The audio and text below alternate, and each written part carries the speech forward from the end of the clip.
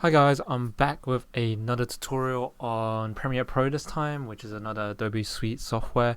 Once you open up the software, you will get graced with this scene, which is pretty much similar to the Photoshop one, but this time it's slightly lower because you can actually see the new project over my face. So yeah, so basically how you want to get started is press new project. Oh, but just before I start, Premiere Pro is a editing software, which means it's not for animation, or you can keyframe some stuff and do some cool things with like the effects and like blurring and stuff and just transitioning.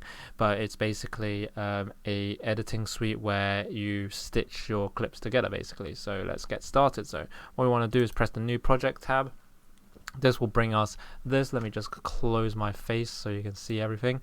Where we get the most important part is to import like stuff and yeah. But the most important part is you name your project. So I'm going to quickly name this workshop test, something like that, and choose your location. You can choose location after you click on the drop down. I'll just leave it as default because that's fine. And I'm not going to create a new sequence, so I'm going to uncheck that. That might be on my default, but other than these two little things, you can just press create, and you should be graced with a empty little thing, maybe with this tutorial thing popping up, which can be useful if you want to check out and learn some stuff from the official Adobe stuff. But all I'm going to do is close this panel, and you are graced with this scene. Some of the things might be, depending on your screen size, you might need to resize a little bit, such as your bin, your media browser, stuff like that. Over here is pretty important, so you might want it to be bigger. Timeline, where you're going to see your clip, your preview, and then your final render preview. So yeah. So to get into a good habit of editing is basically you could just import all your videos and audios just as is, but it's a good common practice to give them folders such as they are called bins in video editing software, but they're just really just called folders where I'm going to go add a bin and add another bin for audio. This is the basic stuff. You can add different stuff in there too. It's just help organize stuff, because once you start editing like feature length kind of stuff, you're going to be needing to organize, otherwise you'll lose track of things, for example. So these are the basics. You can add more, such as like for VFX, for drone shots if you're doing live action, stuff like that, so how you want to go about importing importing your footage would be for music files, just drag and drop it into audio, and they become audio files correspondingly. And for video files, we want to drag and drop them in from our Explorer or Finder, however you choose to, depending on if you're on PC or Mac.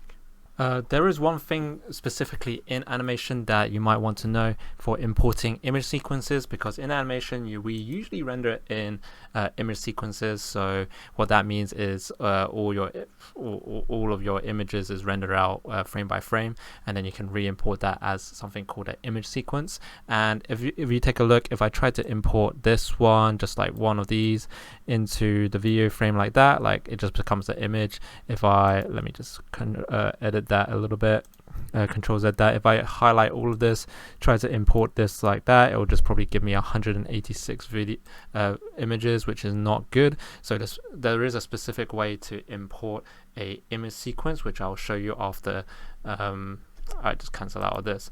So if you go to File, Import, over here, File, Import, and just make sure you click on the first image of the sequence. I start on 43 and press the image sequence, make that sure that's checked on.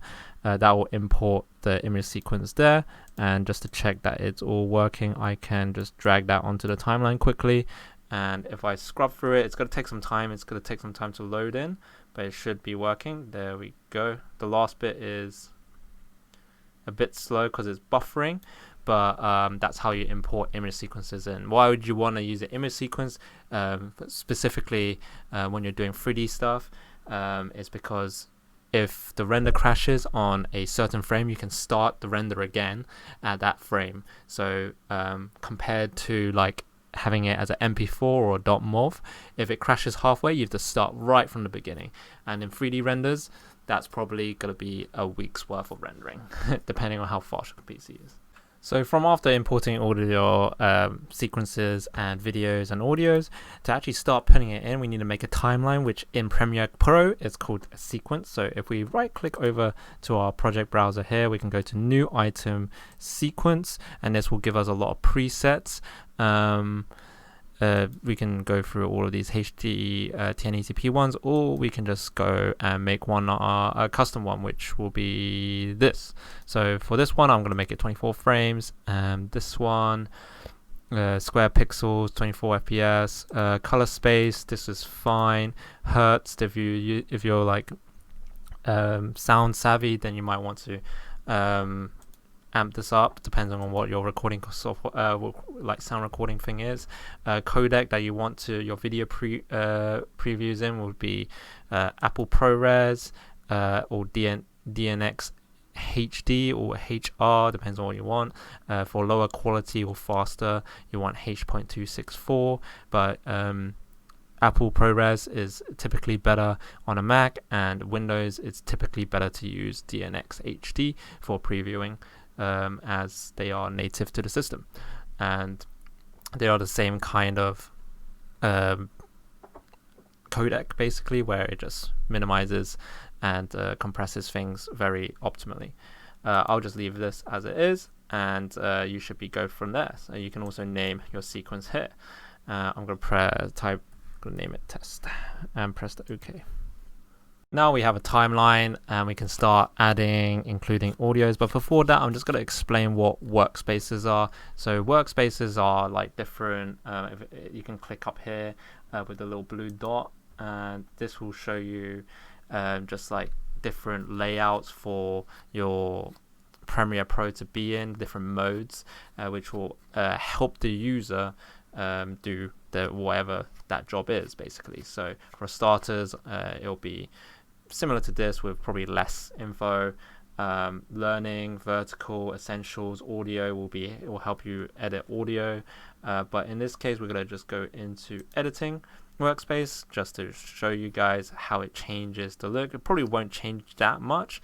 As you can see, it doesn't really change anything at all. It just made the things that are important bigger, and you can also self-customize this as well. So it just made the timeline a little bit bigger and this a little bit more audible and readable. But I will stick to learning because that's just what I like it.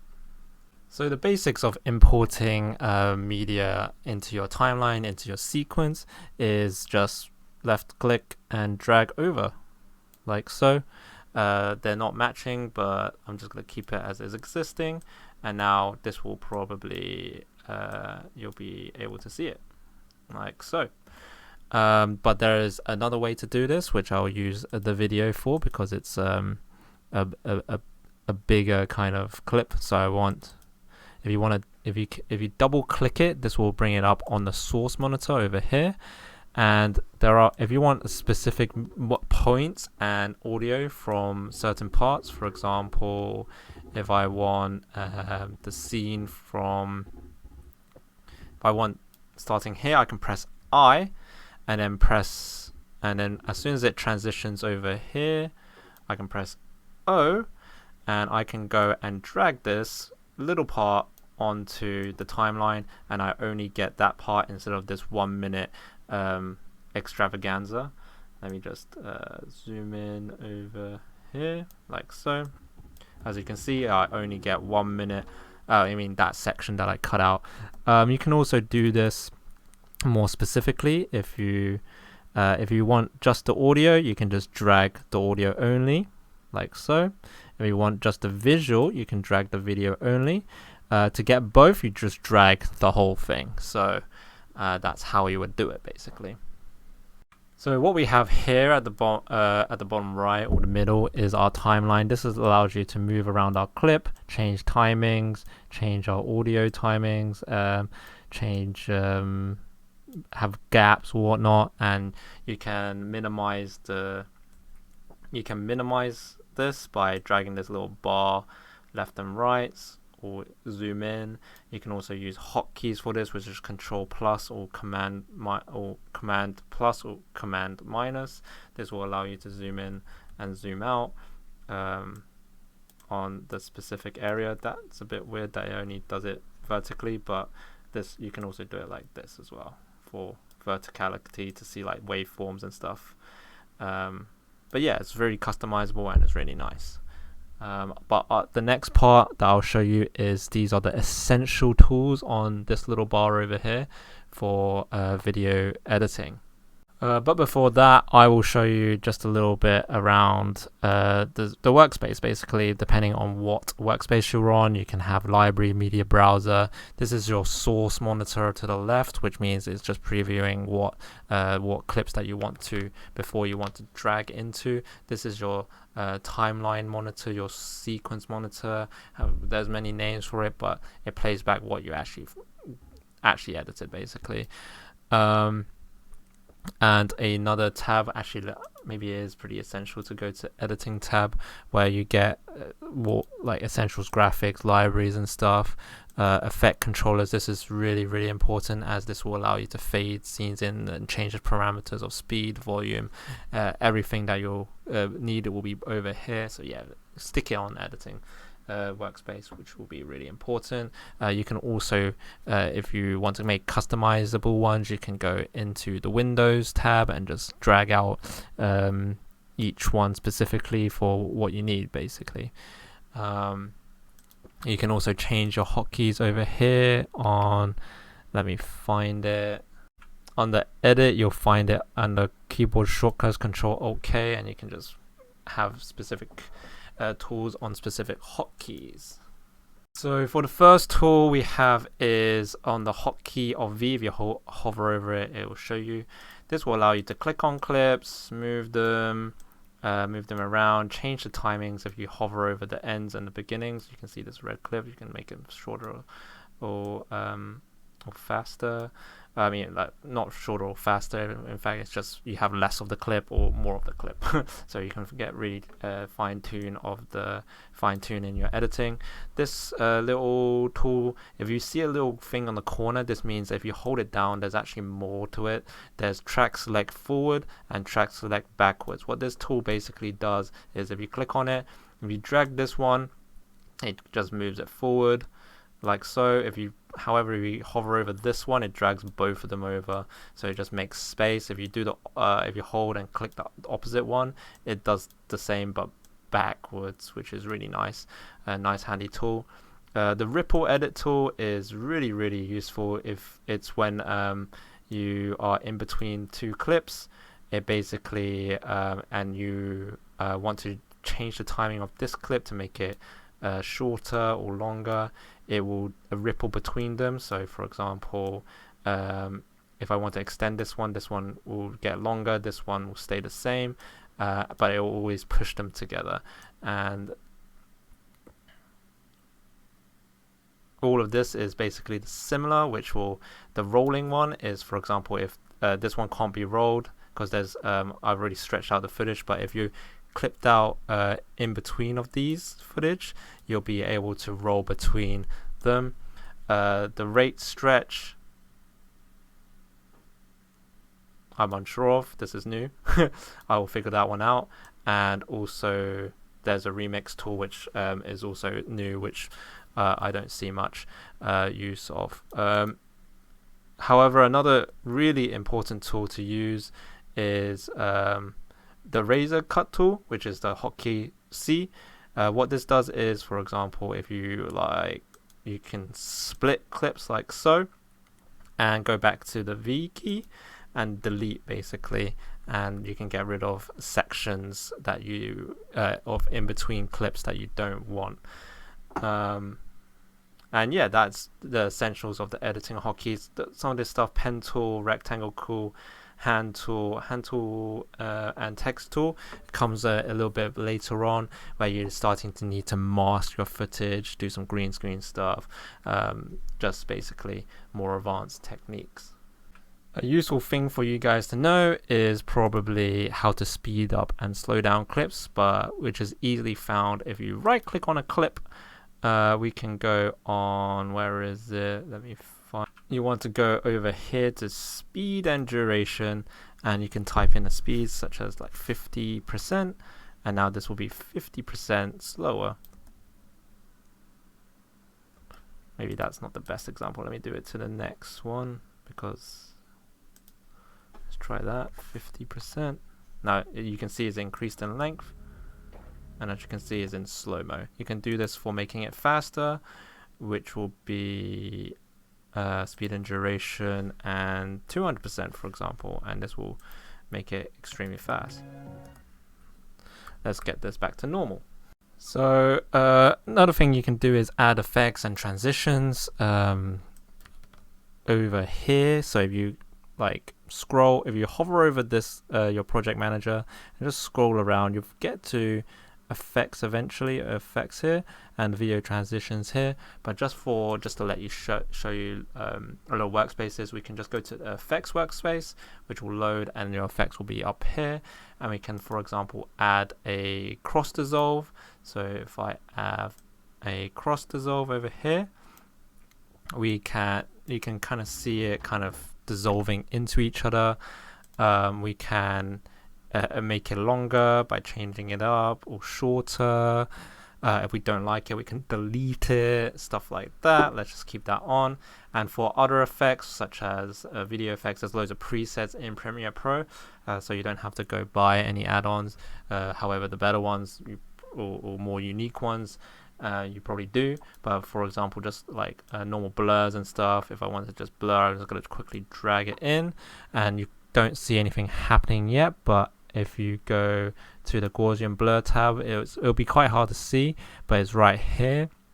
On the effects controls, we can amp the blurriness here, and that will make the scene blurry, as you can see. So the next thing I'm going to show you after that is another useful thing, which will be just adding just a little bit of text into your film. I'm going to go into the captions and graphics workspace for this, and I'm just going to try to just maximize my space to work with. So I've just minimized some stuff. After that, you can go over here, click the text tab, and just wherever you want to start the text, you can just type in test, and this will give you like loads of settings to mess around with your text. You can change the alignment, left, right, center, right, up, corner, right corner, whatever you want. You can mess around with sliders, opacity, that one is, rotation. There's so much, your font. You guys can just mess around with this one. The color, the stroke color, the background color, the shadow, text with mask, everything is involved in this little essentials graphics tab. If you want to work in a different workspace, you can just bring all of these up with this. Basically, if you find the essentials, it should be text, I'm guessing. But yeah, essentials graphics here is enabled. Just enable it yourself if you want to work in your previous workspace, but have the menu to be able to edit stuff. The next thing I need to include is, I'm just going to go into the audio workspace now. This might be a little bit too much and daunting for you guys. Maybe just go back to editing, because all you need to add sounds is, if we go back to our little bins that we had, we can add a song and just drag and drop it in basically over here, and now we have a song that starts at the beginning. If we want to have, and then we just, for example, in this clip, in animation, there's no Foley sounds. Foley sounds is, for example, if you're walking, you hear a footstep. What you want to do is import your footstep noises, and just as soon as and scroll along on the timeline, and when it hits the floor, that's when you would put the sound effect of someone hitting the floor basically. And you can easily just drag in like another one over at the beginning, and just imagine this is your footstep noise, for example, but it's not. It's something else. Before I forget something, this is how you would edit the sound. On this little channel bit, you get to see volume and like channel volume. You can actually you can like make it left and right, depending on where you think the sound is coming from. If you're running 5.1, this is where you'll edit it to be like top left or coming out from southeast or something. But here's a volume slider, and you can, after clicking on it, you can actually adjust your volume and if it bypasses or not. Yeah. So a few more steps before we can, a few more things I need to show you guys before we can render is adjustment layers and color correction and color grading. So what we have to do here is go back to our library, right click anywhere in the box, new items plus adjustment layer. This will allow us, this should be fine, and that will give us adjustment layer. I'm going to put that on top of our footage and just cover up the whole kind of string. After that, we can go onto it. This, what adjustment layer does, it means I can put in color information and it will just adjust to everything underneath of it. So what we need to go here is go to the color workspace, and this will give us the coloring workspace and show us the graphs for us to know how to color correct it perfectly. However, color grading is basically its own little kind of workshop, so I'll just go through the basics of